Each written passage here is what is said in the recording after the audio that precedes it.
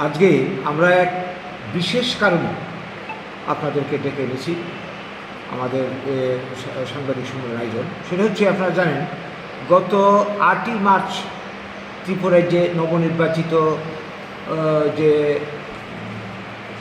হলো মন্ত্রিসভার শপথ গ্রহণ অনুষ্ঠান হলো। তো এই শপথ গ্রহণ অনুষ্ঠানের পর আমরা আশা করছিলাম যে নতুন রাজ্য সরকার নূতন উদ্যমে অতীতের ভুল ত্রুটি শুধরে নিয়ে ত্রিপুরাবাসীর কল্যাণে, ত্রিপুরার উন্নয়নে কাজ করবে, রাজনৈতিক সন্ত্রাস বন্ধ হবে, ত্রিপুরাতে শান্তি প্রতিষ্ঠা হবে। পরক্ষণে আমরা দেখলাম কি যে স্বরাষ্ট্রমন্ত্রীর সঙ্গে রাজ্যের নবনির্বাচিত মুখ্যমন্ত্রীর উপস্থিতিতে একটা গুরুত্বপূর্ণ বৈঠক হয় ত্রিপুরা মথা দলের। সেখানে জেপি নাড্ডাও ছিলেন, অসমের যিনি মন্ত্রী, গুরুত্বপূর্ণ মন্ত্রী হিমন্ত বিশ্ব শর্মাও ছিলেন, আরও অনেকে ছিলেন। তো এই মিটিংয়ে যে বিষয়গুলি আলোচনা হলো, সেই আলোচনা দেখে আমরা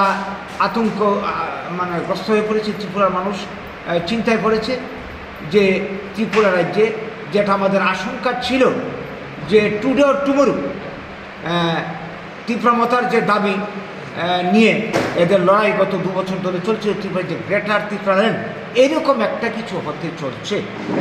নির্বাচনের আগে চুক্তি না হলেও, আলোচনা না হলেও এটা ঝুলিয়ে রাখা হয়েছিল হয়তো বাঙালি ভোট হারাবার ভয়ে। যদিও সিপিএম কংগ্রেস গ্রেটার ত্রিপুরাল্যান্ড দাবিকে আগেই সমর্থন দিয়েছিল, বিজেপি ঘুরিয়ে বলেছিল, কিন্তু এখন আলোচনার টেবিলে যেগুলি দাবি এসে, যে 16 দফা দাবি, আপনারা এর মধ্যে জেনে গেছেন। আজকে এই সাংবাদিক সম্মেলনের মাধ্যমে আমরা ত্রিপুরাবাসীর নজরে এই বিষয়গুলি আনতে চাইছি। কারণ কি, আজকের পত্রিকায় দেখতে পেলাম এই আলোচনার পর যারা খবরটা জানতে পেরেছে তাদের মধ্যে একটা প্রতিক্রিয়া তৈরি হয়ে গেছে, এবং এই প্রতিক্রিয়াকে প্রশমন করার জন্যে রাজ্যের বর্তমান মুখ্যমন্ত্রী মানিক সাহাজি বললেন যে না, এরকম কোনো কথাবার্তা হয়নি, গ্রেটার ত্রিপুরাল্যান্ড হবে না, ইত্যাদি ইত্যাদি। কিন্তু আপনারা লক্ষ্য করুন দাবিগুলি কি। 1 নম্বর দাবিতে বলা হয়েছে সংবিধানের 1 এবং 2 ধারা মোতাবেক ইউনিয়ন টেরিটোরিয়াল গঠন করতে হবে। 2 নম্বর দাবি তাদের সংবিধানের 244-এর ক ধারা মোতাবেক কী করতে হবে, স্বশাসিত রাজ্য গঠন করতে হবে। এই যে দুটো দাবি, আমি বাকি দাবিগুলির কথা পরে বলছি। 1 এবং 2 ধারা মোতাবেক সংবিধানের দাবির মধ্যে পরিষ্কার বলা আছে যে কোনো কেন্দ্রীয় সরকার যদি সিদ্ধান্ত গ্রহণ করে, মনে করে কোনো রাজ্যের সীমানা পুনর্গঠন করতে পারে, বাড়াতে পারে, কমাতে পারে, কোনো রাজ্যের নাম পরিবর্তন করতে পারে, এই বিষয়গুলি কিন্তু সংবিধানের 1 নম্বর 2 নম্বর ধারা মোতাবেক আছে। এবং সেই মোতাবেক এই ভারতবর্ষ স্বাধীনতা হওয়ার পর অনেকগুলি রাজ্য পুনর্গঠন করা হয়েছে।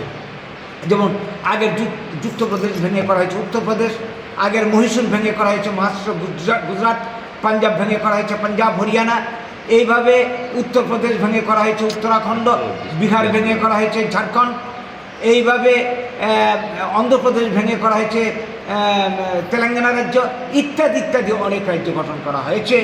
আসাম, আগে যে বৃহত্তর আসাম ছিল, এই অসমকে ভেঙে নাগাল্যান্ড, মিজোরাম ইত্যাদি বিভিন্ন রাজ্য করা হয়েছে। তো এই বিষয়গুলি কিন্তু সংবিধানের 1 নম্বর এবং 2 নম্বর ধারার মধ্যে পরিষ্কার আছে। কাজেই এই যে দাবি, এই দাবি যদি শুধুমাত্র একটা দাবি, এবং এই যে সংবিধানের 244-এ ধারা মোতাবেক যে স্বশাসিত রাজ্য, স্টেট উইদিন দ্য স্টেট, সংবিধানে পরিষ্কার বলা আছে, এই দাবি উত্থাপন করা হয়েছে। এই দুটো দাবি যদি বাস্তবায়ন হয়, তাইলে গ্রেটার ত্রিপুরাল্যান্ড হতে আর বাকি কি থাকবে? আমি নামটা গ্রেটার ত্রিপুরাল্যান্ড নিলাম না, কিন্তু এই 2টি দাবি যদি সরকার বাস্তবায়ন করে, কেন্দ্রীয় সরকার মেনে নেয়, তাদের দাবি মেনে নেয়, তাইলে কিন্তু ত্রিপুরাতে গ্রেটার ত্রিপুরাল্যান্ড হওয়ার পথে। সেই সঙ্গে তাদের আরও দাবি কি, এডিসি এলাকায় ইনার লাইন পারমিট চালু করতে হবে। এডিসি তথা তাদের যে প্রস্তাবিত রাজ্যে ইনার লাইন পারমিট চালু করতে হবে, এবং ত্রিপুরার রাজ্যের বিধানসভার যে আসন 60টির মধ্যে অর্ধেক 30টি আসন রিজার্ভ করতে হবে। সেই সঙ্গে আছে পুলিশ প্রশাসনের যাবতীয় ক্ষমতা, নিয়োগের ক্ষমতা দিতে হবে। ভূমি বন্দোবস্তের ক্ষমতা দিতে হবে। সেই সঙ্গে এলাকাতে, সংশ্লিষ্ট এলাকাতে যত বনজ প্রাকৃতিক সম্পদ আছে, খনিজ সম্পদ আছে, গ্যাস আছে, ইত্যাদি ইত্যাদি, এগুলি ব্যবহারের যাবতীয় অধিকার তাদেরকে দিতে হবে। সংশ্লিষ্ট এলাকার সমস্ত রাজস্ব টুল ফ্রি আদায়ের ক্ষমতা দিতে হবে, ইত্যাদি ইত্যাদি। তো এই দাবিগুলি নিয়ে 16টা দাবি আছে, আর অনেকগুলি আছে। এইগুলি যদি বাস্তবায়ন করা হয় তাইলে এই রাজ্যে গ্রেটার ত্রিপুরান্ডি মানে হওয়ার পথে নাগাল্যান্ড আছে। তো এর জন্য আমরা যেটা দেখলাম আলোচনাতে, কেন্দ্রীয় স্বরাষ্ট্রমন্ত্রী এদেরকে অ্যাসুরেন্স দিয়েছে যে আমরা এই সমস্ত বিষয়ে বিবেচনা করছি এবং এর জন্য একজন মধ্যস্থতাকারী অফিসার নিয়োগ অতি শীঘ্রই তারা করবেন এবং আগামী 2-3 দিনের মধ্যেই হয়তো এই খবর আমরা পাবো। এই জন্য কথা ওরা দিয়ে গেছেন। তার পরবর্তী সময় আমরা কি দেখলাম, তারা মানে ত্রিপুরা মতা দল বুঝে গেছে যে হ্যাঁ ওদের দাবি পূরণ হওয়ার পথে। খুব বিজয় উল্লাস করলো সারা রাজ্যে, এখনও তাদের বিজয় উল্লাস চলছে। তো এই যে ব্যাপারটার পর ত্রিপুরা রাজ্যে আমরা দেখলাম কি আজকের পত্রিকাতে মাননীয় মুখ্যমন্ত্রী সাহেব বললেন যে না না আমরা ত্রিপুরাল্যান্ড নিয়ে কোনো কথা বলিনি, আমরা ত্রিপুরাল্যান্ড হতে দেবো না, ইত্যাদি ইত্যাদি বলে মানুষকে আশ্বস্ত করার চেষ্টা করেছেন। এটা আমরা কি করে মেনে নেব ওনার কথা, কি করে তার কথা আমরা আশ্বস্ত হবো? ত্রিপুরার যে মানুষ বাঙালিরা আমরা কোনোভাবেই পারি না। এই উল্লিখিত দাবিগুলি যদি পূরণ হয়, যেটা স্বরাষ্ট্রমন্ত্রীর সঙ্গে এখন ডাইরেক্ট কথা হয়েছে, এখানে ত্রিপুরা রাজ্যের কিন্তু ভূমিকাই থাকছে না। সরাসরি কেন্দ্রীয় সরকার স্বরাষ্ট্রমন্ত্রীর সঙ্গে কথাবার্তা হয়ে গেল ত্রিপুরা মতা দলের, মাঝখানে কোনো তৃতীয় পক্ষ নেই। কাজে কেন্দ্রীয় সরকার যদি ভবিষ্যৎ রাজনৈতিক স্বার্থে মানে এই দাবিগুলি মেনে নেন, তাহলে আমাদের অবস্থাটা কী হবে? আমরা অতীতে দেখেছি সিপিএম আমলে ত্রিপুরাতে এডিসি হয়, ত্রিপুরাতে ষষ্ঠ তফসিলের সংবিধান সংশোধন করে, জুট আমলে ত্রিপুরাতে টিএনবি চুক্তি করে শান্তিবাজার চৈলাম প্রমোদনগর কেন্দ্রকে তাদের হাতে তুলে দেওয়া হয়। এতে অধিকারটা গেল কার? বাঙালিদের। এখন যদি এই দাবিগুলি পূরণ হয়, এই রাজ্যে বাঙালিদের কি কোনো অধিকার অবশিষ্ট থাকবে? কিচ্ছু থাকবে না। কাজে এই বৃহত্তর জনগোষ্ঠী বাঙালিরা আমরা বাঁচবো কী করে, থাকবো কী করে? কাজে এই যে নূতন সরকার আজকে এলো, আমাদের আশা ছিল যে নূতন সরকার ত্রুটি সংশোধন করে তারা আইনের শাসন প্রতিষ্ঠা করবে, আমাদের অধিকার প্রতিষ্ঠা করবে, সবার জন্য সমদৃষ্টিতে ওরা কাজ করবে। আমরা কার্যক্ষেত্রে দেখলাম যেই সিপিএম, সেই কংগ্রেস, সেই বিজেপি, সবাই দৃষ্টি উপজাতিকে তুষ্ট করা, উপজাতি তুষণ নীতি নিয়ে ক্ষমতা দখলের রাজনীতি এরা করে চলছে। এই জায়গায় দাঁড়িয়ে আমরা গোটা রাজ্যবাসীর কাছে সমস্ত বুদ্ধিজীবী মানুষ, সুশীল সমাজ, ছাত্র যুব যারাই আছেন, ভবিষ্যতের কথা চিন্তা করে আমাদের এই রাজ্যে আগামী দিনে আরও হয়তো অনেক কিছু দেখা যাবে, এনআরসি আসছে, অনেক কিছু আসছে।